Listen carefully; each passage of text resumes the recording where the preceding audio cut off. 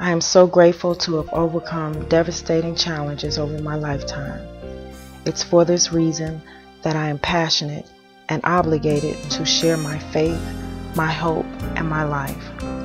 My faith is in God, my hope is in His promises, and my life is for this purpose. I am Yvonne Roundtree, and this is Everyday Matters.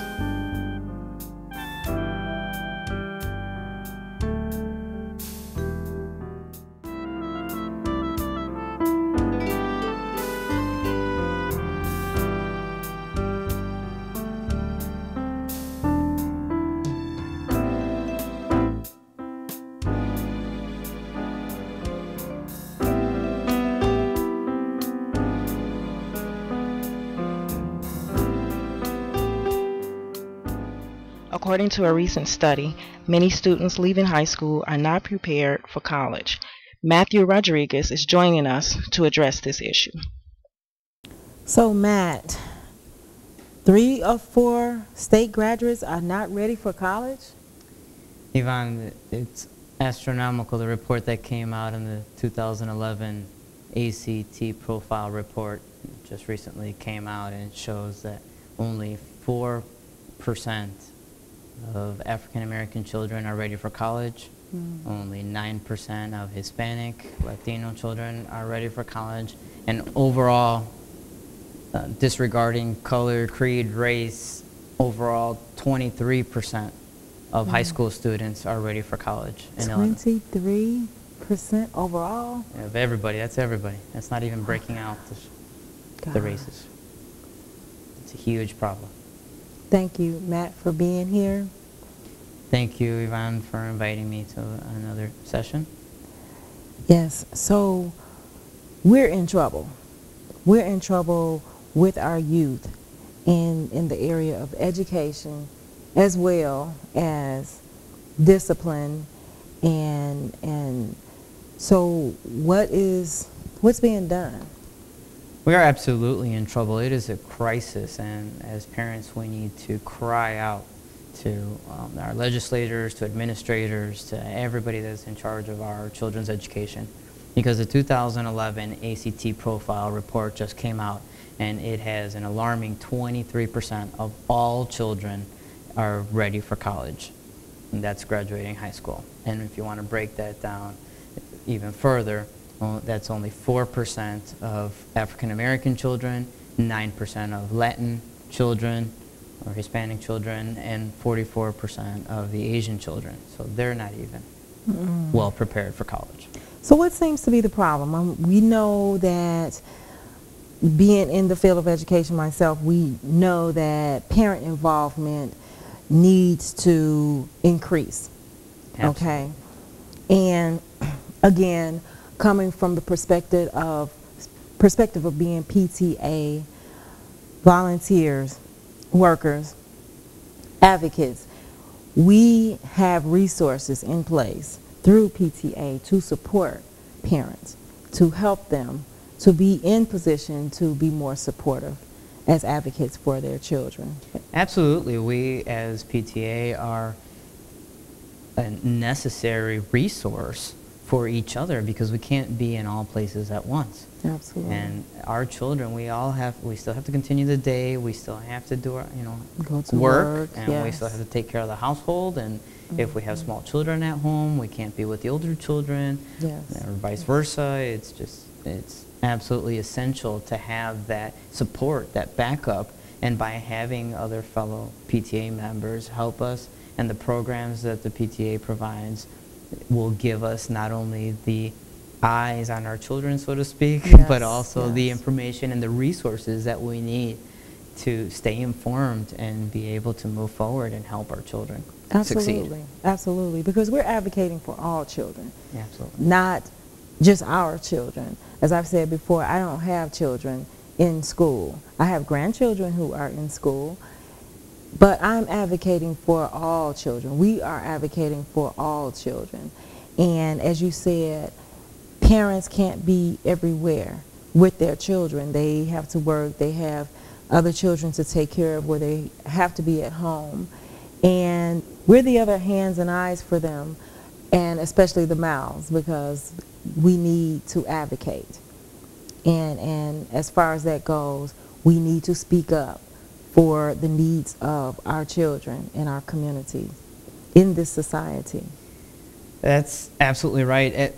The legislators and the aldermen and the mayors and all the people that make the rules in this town and educate our children we have a bigger impact the more voices that are heard. Absolutely. So if we go as a collective unit and work together and all together go to these people that are responsible for our children's future, then we together as a collective unit in force of numbers can go and make sure that our children move forward. Yes. Because 4% of African American children, I'm sorry, for you and for me, 9% of Latin American kids really are prepared for college.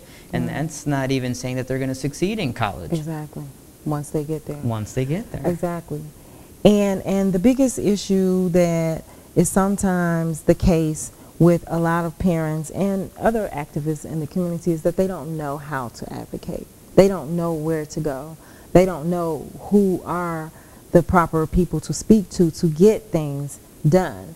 So we're going to start to break down all of those resources for them, provide that information to them so that they'll know where to go, to attend meetings, to find out what's going on. We have to come out. We have to meet with our legislators. We have to meet with the aldermen and the other people who are in place and hear what they're discussing. What are they talking about? What are they planning?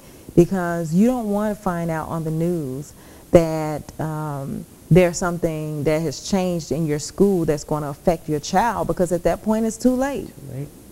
There's nothing that you can do at that point besides wait for the next opportunity to come along where you can change the circumstances. But who knows how long you have to live with it until then. And it's a and long the damage process that is being done at that time. Absolutely. So we really are all about being informative and providing resources, even creating resources. I would like to see parents come together, meet the other parents in your child's school.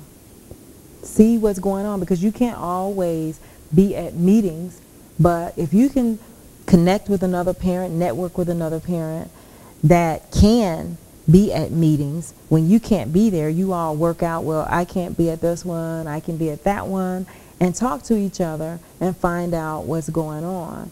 Then you will create a more of a powerful force for the changes that are needed. And also to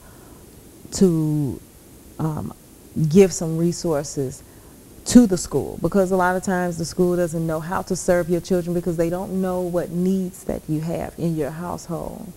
What resources do your school have? You need to know those things when you are even choosing a school for your child. Do parents know how to look up a school district to find out what is their success rate in areas of academics, graduation, and that sort of thing? Do parents know how to do that? So we want to provide those resources and encourage parents to do the homework. You have to do the homework. To take it a step beyond that, Yvonne, what happens when you have a failing school in your area, like the movie Waiting for Superman? Yes. The administrators already know what schools are going to produce children that aren't going to advance and be successful in life. Yes. What is that? That's crazy. It What is. are we doing as parents that are going to go to those schools to make them successful? Exactly. If you have no other choice in the community except for failing schools all around you, does that mean you just send your children to the surrounding schools? Right. That's when you have to go in and, as you said, find out what do we need to do to make this school a successful school, and be willing to do whatever it takes to see it turned around. Because our children are, and it just sounds so cliche as to say it, that they're our future, but they literally are. And they're in our hands right now, and they're being shaped and they're being molded. And based upon how we handle that process in their lives, they're either going to grow up to be productive and successful citizens, or they're going to grow up and be a menace to society. And there's a lot of high-profile people that are working on that very problem. Yes. And General Colin Powell and his wife Alma have an organization that are helping the dropout children specifically, because those children are as in trouble as our children in the neighborhood. Those children are leaving school either voluntarily or getting expelled from school. And in Illinois, if you get expelled, you're not allowed to go back to another public school. Right. So you either get up and move as a parent, which many times isn't available because their jobs and we're all grounded wherever we're at, or you go to a private school, which most people can't afford these days anyway.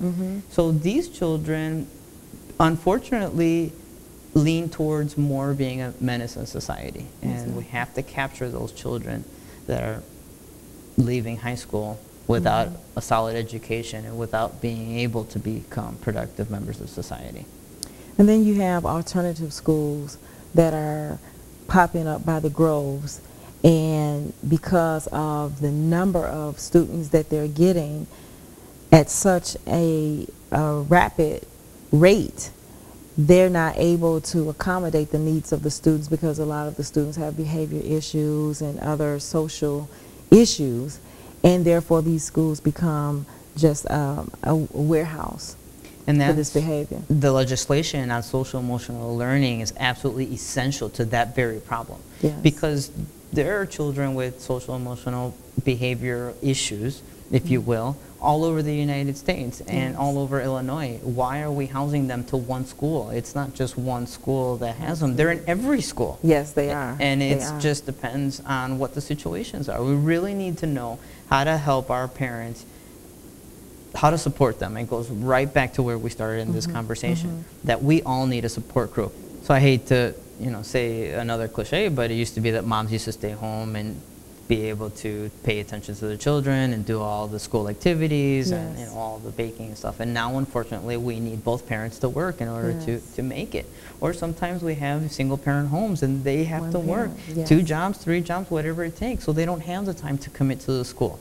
So if we get involved as a network, if we get involved as a community, then we all can help each other, and you don't have to commit the time. That seems to be the phobia word is, oh, I don't have time. I don't have time to become involved. I don't have time to participate. But if you don't, look at where we end up. As parents, we are now being penalized today for our children not doing what they're supposed to be doing. And if we don't ensure that they're doing that, which is doing their work, going to school, then we have another can of worms that we're going to have to deal with, which is going to be 10 times worse. It is, it is. And that's what we see. And it comes down to this. Is it worth the sacrifice? Because I'll tell you, when I was raising my children, I had a career. I was in law enforcement, which was a very demanding career. And it was very productive as far as meeting the need for me to support my 4 children as a single parent. But I sacrificed being there for them and being able to nurture them in a lot of the ways that they needed to be nurtured as they were growing up in their teenage years. And I had a son who was in, he was very young when I started on the job, but by the time I left the job, he was in high school. But those very formative years are very important, and as it was, not being there. And when I first started on the job, we had rotating shifts. Our shifts rotated, so every 30 days, you're going from first watch to third watch to second watch to first watch. And so I had to allow my children to stay with my mom when I was working midnights. And she had to babysit during times when I was at work and in the evening when they were out of school.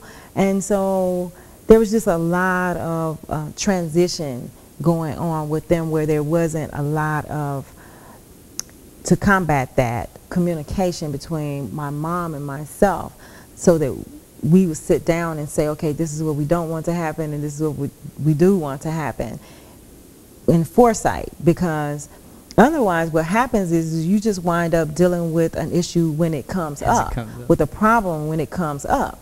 And, it's like you may deal with it based upon how much time you have. So you wind up, in my case, raising your children very haphazardly. you know, without a lot of planning and patience and time taken in consideration of the outcome. So I tell anyone that if I knew then what I know now, I would have been on public aid and stayed at home and raised my children, you know. And so that's just my experience with that. But that's just how important it is. And that's why I go back to saying that, is it worth it? You know, when I looked at how my children experienced a lot of hardships, you know, because I wasn't there for them. You know, my younger daughter, you know, what she used to say is, I just remember you weren't never home. You just weren't home. You know, I worked the one full-time job and I had several part-time jobs. You know, cops, they take part-time jobs. You know, we do security and things like that. And so you just get into this cycle of living a lifestyle.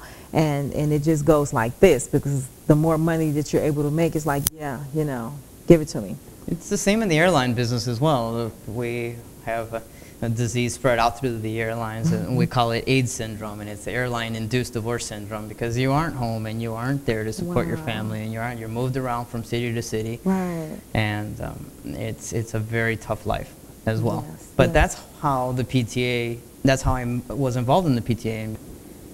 So my son at 6 years old was banging his head on the desk saying he wanted to kill himself. And you can imagine in first grade for a child to say that is pretty alarming. Mm-hmm. So his teacher, you know, he had behavioral problems. They had tried getting hold of his mom. She wasn't responding. And so, you know, looking back now, this is where whole social emotional learning program is going to be so essential, because we're teaching the kids what's right and wrong to say. We're teaching them this. So my 6-year-old at the time didn't understand that saying he was going to kill himself was a huge impact to everyone around him. Yes. And he was like, oh, well, I don't mean it, Dad. Okay, well, but you're scaring everybody to death, you know.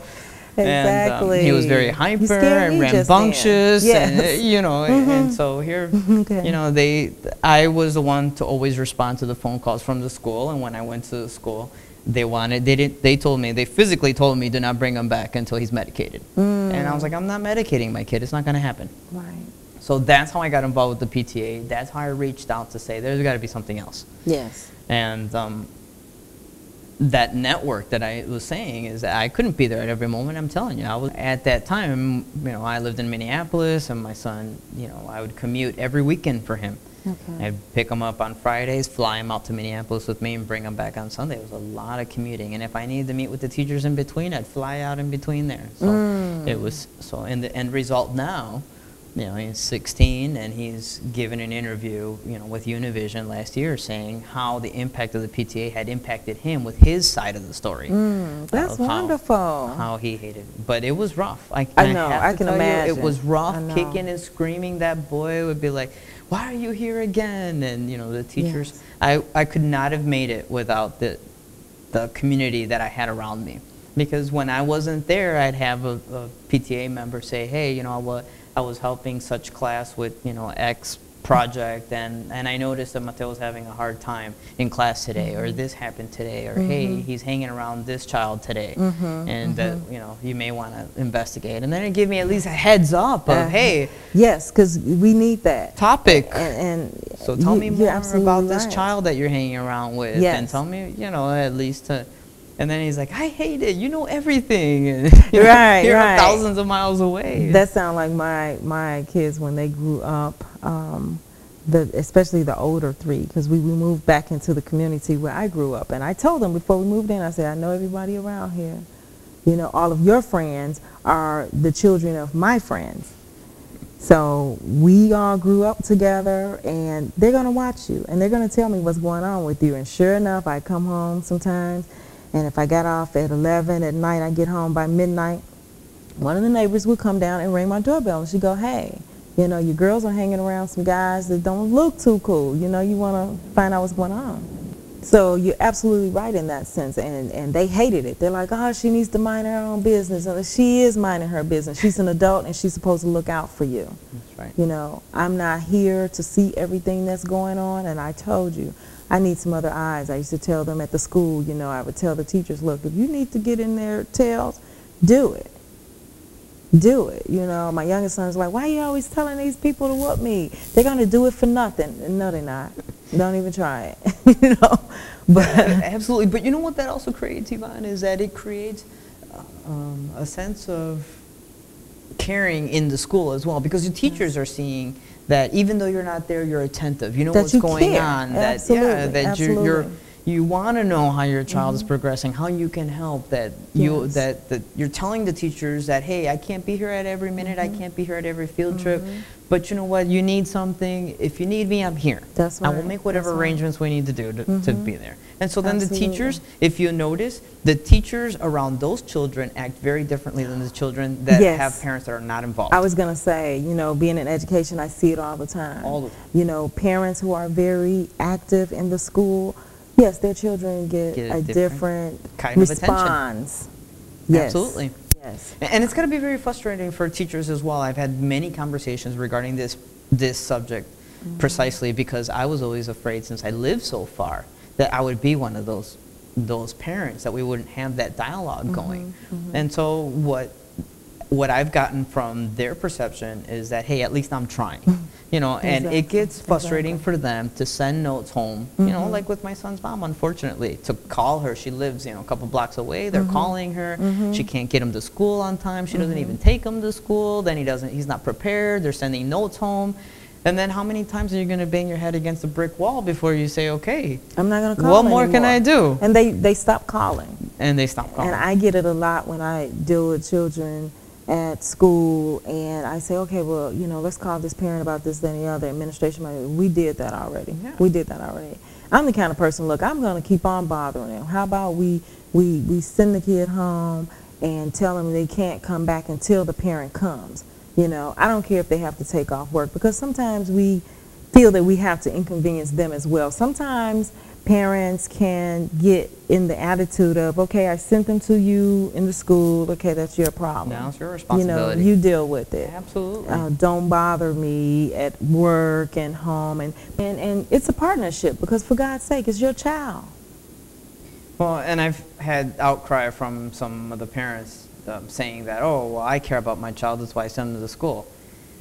Okay, well, but if you're not responding to the letters, if you're not acting, if you're not working towards some type of resolution with the teacher, then, I mean, I'm not someone to judge on who cares and who doesn't care about their children, but in order for them to be successful adults, we need to put our time and effort into them now. We have to. And the biggest issue with that is that when you send your children to school, if you're not in that building regularly, knowing what's happening in that building, then you don't know what is going on with your child. You don't know if they're being educated properly or anything of that nature. You don't know what's going on. And that's important.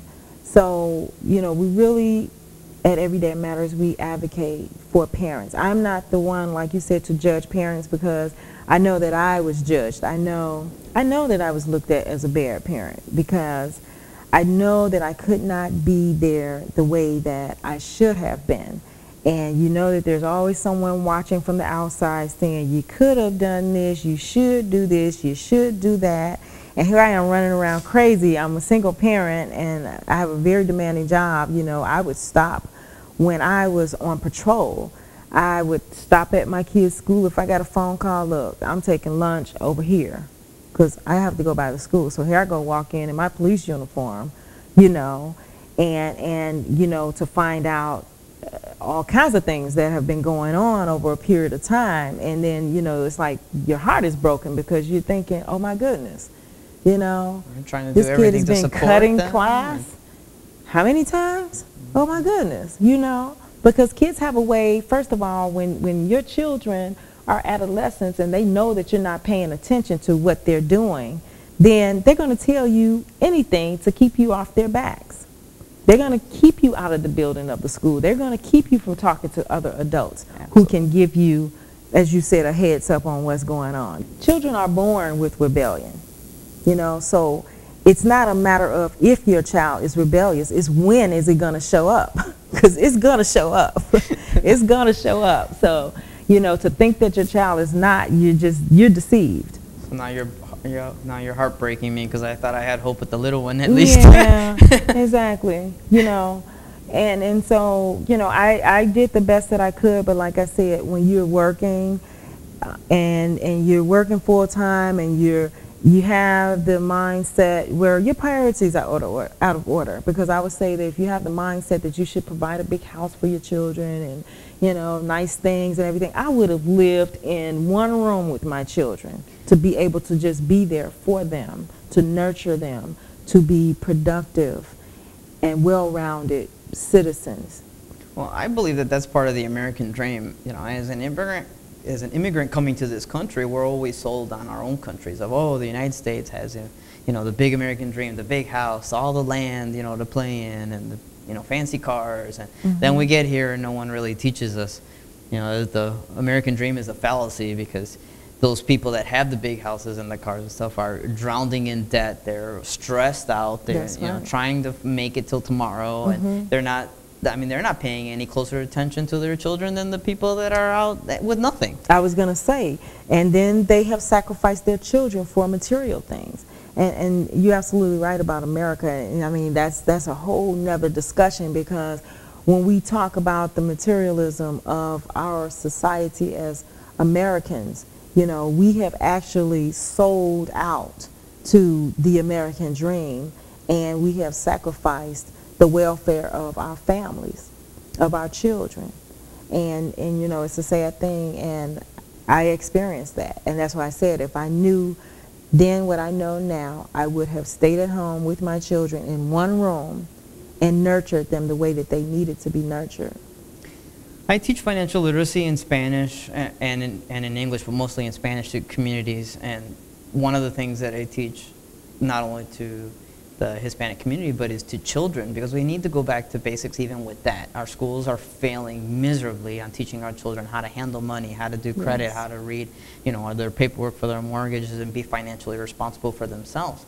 And even worse crime, I feel, to them is that they're not even giving them the opportunity to get to plan for their financial future, because they can't even go to college and be prepared to take those classes and move on. So if they don't understand basic dollars and cents in the form that I teach it, for them to get into the more excruciating circumstances is going to be even worse. So Matt, again, you know, it's always great to have you come and share with us, and we're looking forward to you bringing more information, more resources, and more support. Again, Matthew is available to answer questions. He's available to address any issues that you may have in his area, which is very, very broad. And I believe that if he does not have the resources or the answers for you, he will find them. We will find them. Absolutely, together. So we're going to provide information on how you can reach us. And we're reaching out to you as parents. And if you don't have children, but if you have relatives, neighbors, any other children in this community that you have any connection with, we're here as a resource for you, and we would like you to allow us to help you. Join Everyday Matters discussions. Share your reviews, comments, and questions. Go to Everyday Matters TV at googlegroups.com and join us today. The choices that you make today will determine the life that you live tomorrow.